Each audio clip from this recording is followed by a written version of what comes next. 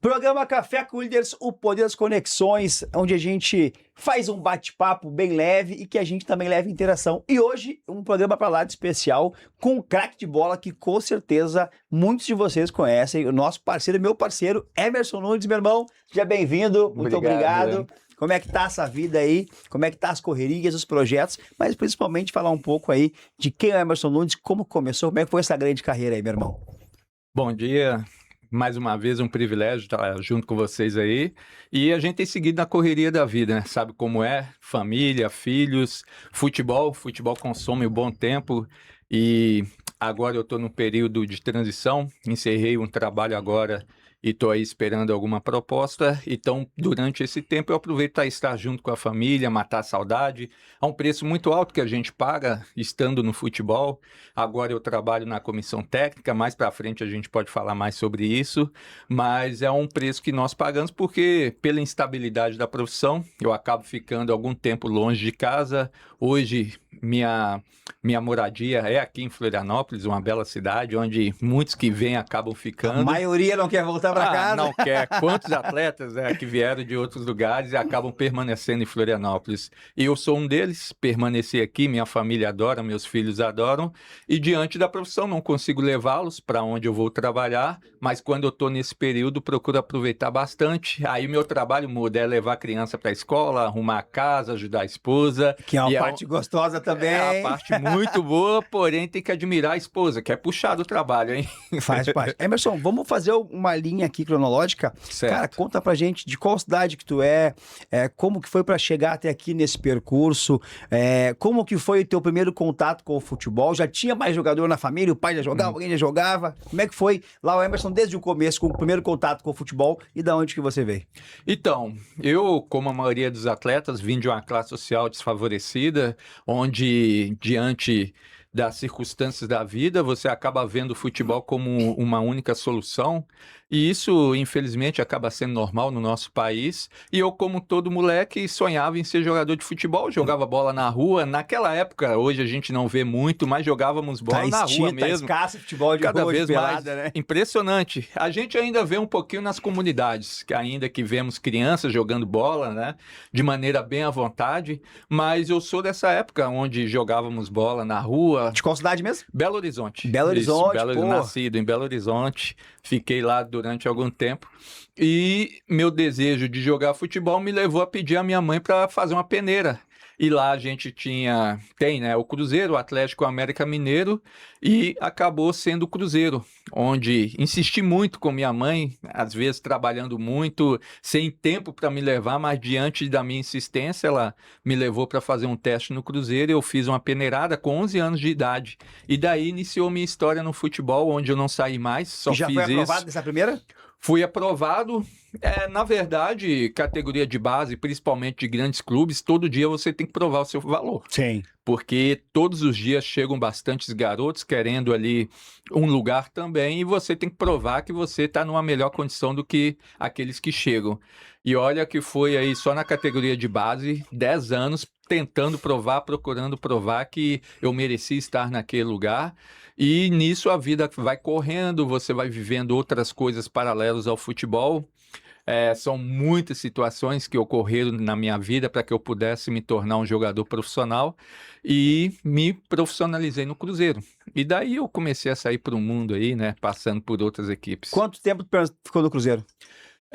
Contabilizando categoria de base, mais alguns períodos no profissional, foi aí um total de 13 anos, mais ou menos. Que 13, estou considerando desde os 11 anos. Meia vida, né? Exatamente, meia Depois vida. do Cruzeiro passou para onde, Emerson? Então, quando eu estava ali no último ano de sub-20, vem aquela questão onde é o período que costuma ser o período mais difícil, que é aquela transição para o profissional. E eu sempre joguei de zagueiro, também fazia lateral e volante diante da minha característica, mas minha posição mesmo zagueiro, onde eu ia muito bem. Tive o privilégio de ser capitão em todas as categorias que eu passei. Porém, eu tinha um problema aos olhos daqueles que analisaram, que é a questão da minha altura para a posição. Sim. Então, todos os dias eu tinha que provar que a altura não Tu era o não problema. é um cara. Só é que a gente tá sentado aqui. Ele não é um cara baixo. Mas é que pro futebol a gente sempre imagina, hoje em dia também, porque hoje em dia o futebol mudou muito, né, Emerson? Mudou bastante. Hoje em dia o cara pode ser até ruim de bola, cá entre nós, a maioria é ruim de bola, mas se tiver altura, tiver um preparo físico, hoje em dia os caras vê isso, né, cara? Porque mudou muito da tua época, né, o futebol. Eu acho que a questão física em alto nível, ela permanece e ainda havia naquela época. Eu não sou tão velho, viu? Sim, não. Que dá a impressão que é muito tempo atrás, é que eu parei muito cedo. Sim. E depois é outro detalhe.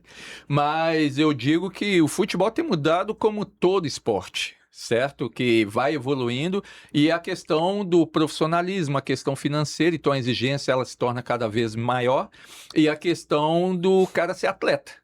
A seleção natural existe, e o talento ele muda um pouquinho, mas ainda é necessário algum tipo de talento para você fazer parte dos 5% daqueles que são bem-sucedidos como jogador de futebol. Certo? Aí, voltando para a minha parte, eu tinha que provar que a altura não era o problema, eu consegui. Muitos disseram, você tem que mudar de posição, que você não vai conseguir... Mas para lateral não deve ser muito alto. Exato. Não vai se profissionalizar, mas a gente foi superando obstáculos, os desafios. Acabei, como você perguntou no início, sendo emprestado para algumas equipes. Fui emprestado lá para o São Raimundo, em Manaus, disputando uma Série B com 18 anos. Longe, sofrido, mas calor muito importante. Muito calor, muito peixe também para poder comer. Mas eu acho que faz parte dos desafios para quem quer chegar. Não tem como eu chegar lá e ficar lamentando, até diante da estrutura que eu estava acostumado no Cruzeiro. Quando eu chego lá em Manaus, uma estrutura abaixo, mesmo sendo profissional, mas eu tinha um foco, eu estava determinado e não era algumas dificuldades que poderiam me parar.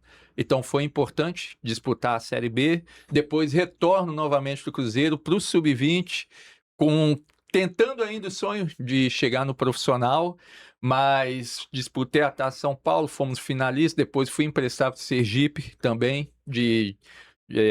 Sergipe, Aracaju, sim, certo? Disputei Copa do Nordeste e tudo isso muito importante na construção de um atleta, tal coisa que eu não sabia na época, que ali estava fazendo parte de uma construção. Porque às vezes, quando o atleta, eu joguei bola quando mais novo também no Grêmio de Porto Alegre, quando a gente é emprestado, às vezes fica ele, o cara não vai me usar, mas faz parte da construção, a gente acaba voltando mais forte também. A gente vê muito isso, jogadores que vão, principalmente do Brasil, para, aconteceu com o Vinícius Júnior, com o Rafinha, vai para um time ou time B do Real Madrid, ou time B do Barcelona, e tu acaba tendo que te destacar um pouco mais e mostrar que realmente, eu tenho talento, eu tenho que buscar. Porque às vezes a gente fica um pouco acomodado, né, Emerson? Então essa parte de ser emprestado, eu acredito que na tua carreira foi muito importante também, né? É importante e tem que entender que faz parte de uma construção.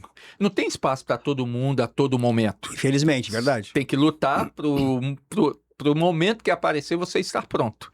E enquanto não aparecer aonde que eu queria, que era o Cruzeiro, e isso só vai acontecer muito mais tarde, né, já antecipando, mas foi onde eu foquei nessas duas equipes que eu citei, retornando de novo pro Cruzeiro para disputar mais uma Taça São Paulo nos juniores, para depois dessa Taça São Paulo eu ser incluído no grupo do profissional em 2003. Que é onde tem a tríplice coroa do Cruzeiro, porém eu comecei o processo ali na pré-temporada, não continuando ali diante da concorrência. Mas aí tu não tinha subido pro profissional, ainda nos juniores. Isso aí, mas aí estourou a questão da idade. Sim. E aí eu fui incluído no profissional para fazer parte do elenco. Mas quem é que jogava no Cruzeiro naquela época? Alex Cabeção estava ali? Isso, Alex estava, meu Deus, era um grupo muito forte. Era um grupo muito forte, né? Muito forte, eu vou falar, eu ali subi pro profissional, mas eu fiquei como a última opção. Sim. Vou falar os que estavam ali na frente. Luizão. Nossa Só uma senhora. Copa do Mundo, Benfica e tal. Poxa vida. Cris, não sei se você lembra do Cris Cruzeiro, ele estava vindo da Careca, França. Cris. Exatamente. Marcelo Batatais. Um Thiago que jogou no América Mineiro, foi para a Itália, aí retornou um canhoto. Lembro também, Thiago. Irineu, que estava subindo, apesar de ser mais novo, Irineu era mais novo, um ano mais novo, e já estava na minha frente. Então, e faz parte do futebol. Faz parte do futebol também. Não tem como correr. Cada um tem o seu tempo, né? Cada um tem o seu tempo, o seu espaço, e eu não preciso que alguém vá mal para eu conquistar o meu espaço. Exatamente. Tem lugar para todo mundo a partir do momento que eu trabalho, certo? E até porque jogador bom, né? Jogador ruim, ninguém joga jogador ruim, né? Se o cara é bom, que bom que ele é bom, vai ajudando a gente e vamos seguindo, né? Exatamente. Aquelas histórias, eu não tive empresário, eu não tive... Cara, quando tá lá dentro de campo é só você. Não entra empresário, não entra contato, se tu não entra pênalti, ninguém. não é empresário. Se tu errou o pênalti, foi tu que errou. Se tu fez a falta, foi expulso, deixou o time mal, não é empresário. Eu até acredito que para gerar algumas oportunidades é necessário um bom contato. Para gerar oportunidade. Mas se você não estiver pronto para essa oportunidade e não for capaz... Não adianta, não há ninguém que vai fazer por ti. Então, diante dessa concorrência, eu fiquei ali no grupo, não era utilizado, mas treinava, tinha contrato. Respirava o mesmo ar que a gente fala. Isso aí. Você vai aprendendo, vai pegando experiência, mas eu já tinha experimentado aquele gostinho de jogar, né, de estar incluso no processo dentro de campo. E aí, diante da perspectiva que eu via que eu não ia ter muito espaço, e diante disso apareceu algumas oportunidades para eu poder ir para outras equipes. E nessa época, tu já tinha empresário ou não? Tinha um empresário que fazia ali, me ajudava em relação a contratos, mas eu vou até mudando isso aí. Eu, na época, eu tinha uma ilusão, como muitos têm até hoje, de que o fato de você ter empresário, isso vai te facilitar a vida. Sim. E eu pensei muitas vezes, agora eu tenho empresário e vou conseguir bons clubes. E, na verdade, não adianta, cara, é você. É você. Então, ele me ajudou? É claro que ajudou em algumas situações, mas quem fazia a maior parte era eu, dentro de campo. Exatamente. Até a gente vê também... grandes empresários que têm um jogador bom na mão, mas o jogador não conseguir ajudar também não adianta. Então, como a gente é do meio da bola, também conhece, como tu falou, ajuda, mas se o cara não querer, não adianta. Não tem. Aí tu sai do Cruzeiro. Aí eu saí do Cruzeiro, aí para ser bem dinâmico, eu tive uma passagem no Ipatinga, fui bem no Ipatinga, volto do Cruzeiro, e daí aparece uma oportunidade para ir para Portugal. E sabe onde me viram jogando? No Ipatinga. Lá atrás, no Sergipe e no São Raimundo. No começo. Lá no começo. Já estava monitorando empréstimo, já estavam me monitorando. E eu tu nem sabia. Nem fazia ideia. Caraca, velho. Pra você ver como sempre tem alguém vendo em algum lugar, então faça o seu melhor todos os dias. Exatamente. Isso é importante, ó. Fala isso de novo, olhando pra essa câmera aqui, ó. Faça o teu melhor todos os dias, você nunca sabe quem tá vendo. Cara, é um exemplo que a gente tem. Já podia acabar aqui o programa só com essa frase, porque é muito importante. A gente sempre acha que as pessoas têm que estar nos olhando, ou a gente percebendo. Elas estão nos olhando, só que a gente às vezes não tá percebendo. Então, pô, cara, que massa. Isso aí que tu falou, já ganhou o programa. Muita gente vai entender esse recado. Faça o teu melhor todos os dias. E vou complementar. Independente da situação, independente do lugar que você esteja, porque quem tem que estar te olhando, que é Deus sempre. Amém. É isso aí. Ele tá te olhando em todos os momentos. Não precisa ter público ali. O nosso maior espectador é Deus, cara. Perfeito. Ele sabe se você tá trabalhando certo, correto. Então, já fica uma grande dica pra galera aí que às vezes, pô, cara, não preciso fazer nesse tempo agora, tem tempo pra correr. A vida é muito curta. Curtíssima. Então, faça o teu melhor sempre. Vamos seguir na cronologia. E daí foi onde surgiu a oportunidade, apareceu uma proposta de empréstimo de 4 anos para Portugal. E daí, poxa, não ia perder essa oportunidade, né, de viver esse sonho, de poder ir para a Europa, a porta de entrada para Portugal. Com quantos anos? Eu estava aí com 20 para 21 anos. Ainda casado? Já casado, não? Com filho, já não? Já namorava há 3 anos. E quando eu fui, aí eu fui primeiro e na volta eu já pedi a nega em casamento, né? Pra já garantir, já voltou, quer saber, nega? Agora que eu já fui, deu essa liberdade de eu poder ir, ela foi contigo daí. Aí depois foi comigo, aí já casamos no dia 27 de dezembro de 2003, no dia 28 já estava partindo comigo para Portugal. Que top. E aí fica quanto tempo em Portugal lá? Fiquei 4 anos. Em Qual Portugal, clube lá? Mesmo clube nacional da Ilha da Madeira. Uma Show. baita experiência para mim como profissional, como pessoa, convivendo com a minha esposa, só Outro nós idioma, dois. outra cultura também, né? É. Ali o português é tranquilo, não, né? verdade. Só muda Um pouco mais, um sotaque. pouquinho mais sotaque, assim. Mas para nós é um pouco mais fácil, realmente. Sim, não, bem mais fácil. A questão de adaptação, a qualidade de vida é bem mais tranquilo e o aprendizado, né? Isso não tem preço. Então foram 4 anos. Depois eu volto e realizo o meu sonho de jogar onde? No Cruzeiro No profissional. Cruzeiro. Já com Depois- 20. 21, 25, 26 anos. 25 para 26 anos. Aí o Que sonho é- se realiza. Aí se realiza, poxa, aí é um processo ali que depois, com mais tempo, a gente pode entrar nesse detalhe, que são muitos detalhes. Aqui é um resumo, É, aqui um resumo. bem rápido. É muito. Eu nem falo assim, não é um cara tão velho, mas é que o futebol, as pessoas só conseguem ver o dia do jogo, Uhum. o espectador. Se vai bem, se vai mal. É 90 minutos, às vezes tu participa 45, 10, 15, 5, não participa. Mas o dia a dia de um atleta, a história de um atleta, a formação, se for parar mesmo para falar, né, Emerson? É muita coisa que acontece nesse meio do caminho, E é né, onde cara? é construída as coisas mais importantes no dia a dia, né? É ali no interno, como você disse, quando ninguém tá vendo, só Quando Deus tá ninguém tá vendo. vendo, exatamente. É essa a grande diferença. Então eu volto, aí eu volto de empréstimo, tenho a oportunidade ali de estar no Cruzeiro, renovo o contrato 2 anos, depois eu vou para o Botafogo, depois do Botafogo aí eu venho para o Avaí. Aí eu permaneço no Avaí, ano de 2010, poxa, um baita clube também, poxa, me apaixonei pela Foi cidade, teu pelas primeiro contato pessoas. com o Floripa, foi quando veio pro Avaí. É assim, eu já tinha enfrentado o Avaí em outras oportunidades, vindo através de outros clubes, mas vir na cidade, permanecer mais tempo, conhecer as pessoas, essa sim foi a primeira vez. Aí a paixão bateu. Bateu. Que cidade linda, né? Que qualidade de vida muito boa. Quem é daqui às vezes não tem noção. Eu Sim. tive a oportunidade de viver em grandes metrópoles, né? Belo Horizonte, São Paulo, Rio de Janeiro.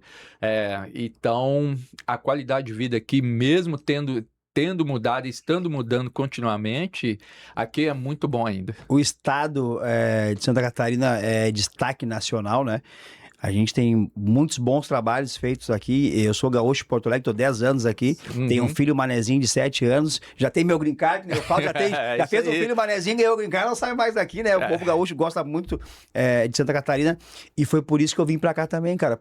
Eu sou pai de 3 filhos, né? Certo. Pela segurança, pela qualidade de vida, pela educação. Então foi como tu falou. Às vezes quem mora aqui não tem noção de quão seguro é tendo relação com o Rio Grande do Sul, que era Isso. muito violento, com Belo Horizonte, com o Rio de Janeiro. Então aqui é uma cidade muito próxima. Então quem vem pra cá, mas é o que eu digo, a ilha ou ela te abraça ou ela te expulsa. Certo. Tem que chegar aqui, baixar a cabeça e trabalhar, pra gente não perder. Aí chega no Avaí, Aí chego no Avaí, poxa, me adaptei muito rápido, manezinhos, né? Sempre muito acolhedores, e permaneci.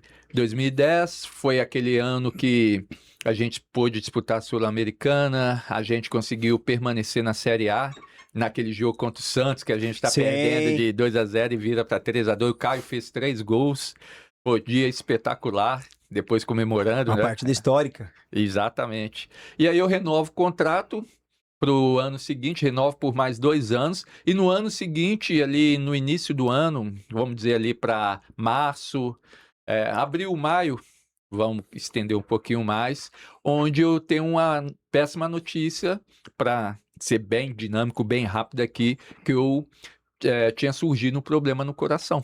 Nossa, Aí foi onde eu tive que encerrar minha carreira precocemente. depois de muita luta, nas tentativas de poder voltar, mesmo tendo curado e resolvido o problema, eu não consegui o aval para poder voltar a jogar, e estava muito em evidência essa questão dos acidentes cardíacos, né, Com atletas, com né? atletas, que ocorreu com o Serginho do São Serginho, Caetano, não sei se você lembro, sim, Ferrer do lembro. Benfica, Ferrer, lá em Portugal, e alguns outros casos, então estava muito em evidência, até foi onde os clubes e a saúde de maneira geral, teve que ter um as pouco mais de organizações atenção, né? cobraram mais os clubes, né? Hoje você chega no clube, eu tenho trabalhado bastante, sem o exame cardíaco nem treina. Então, hoje existe um cuidado muito grande, porque pode acontecer, a gente ouve casos aí de maneira recorrente, infelizmente, pessoas aparentemente saudáveis que do nada vêm a sofrer uma morte súbita, né, por questões cardíacas. Então, foi quando eu recebi essa notícia, não vinha sofrer um óbito por milagre.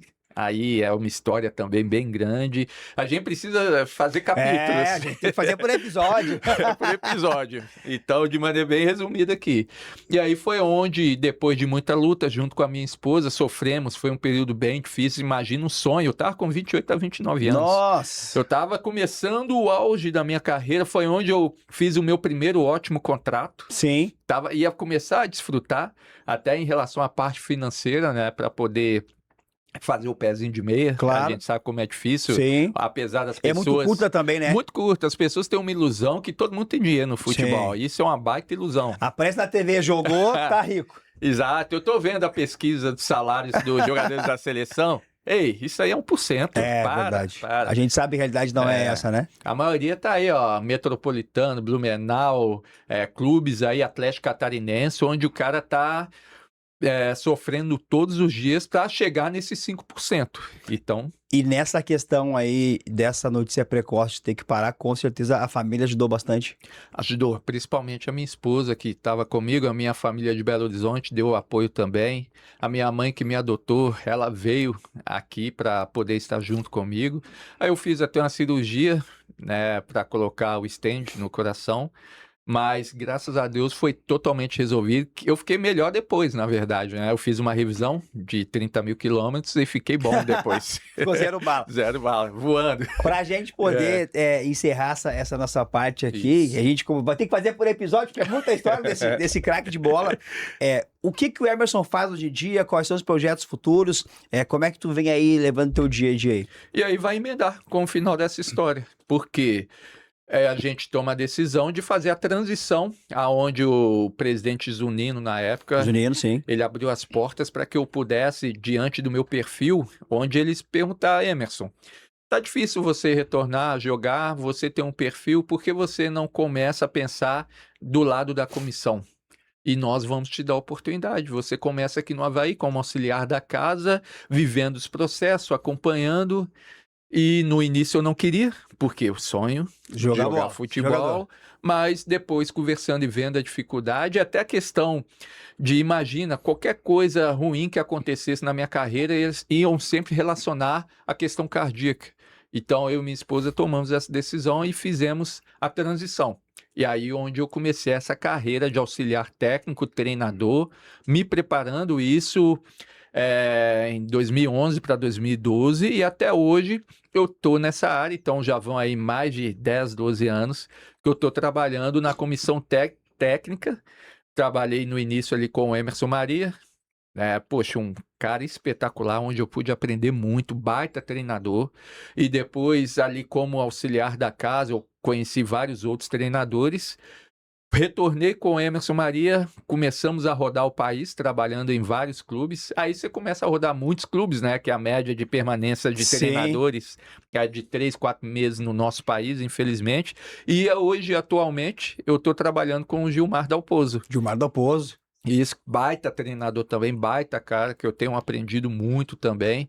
Vivi algumas curtas experiências como treinador também, vivi categorias de base também. Então, mas para resumir e responder na sua pergunta, hoje eu estou na comissão técnica como auxiliar técnico do Gilmar Dalpozo.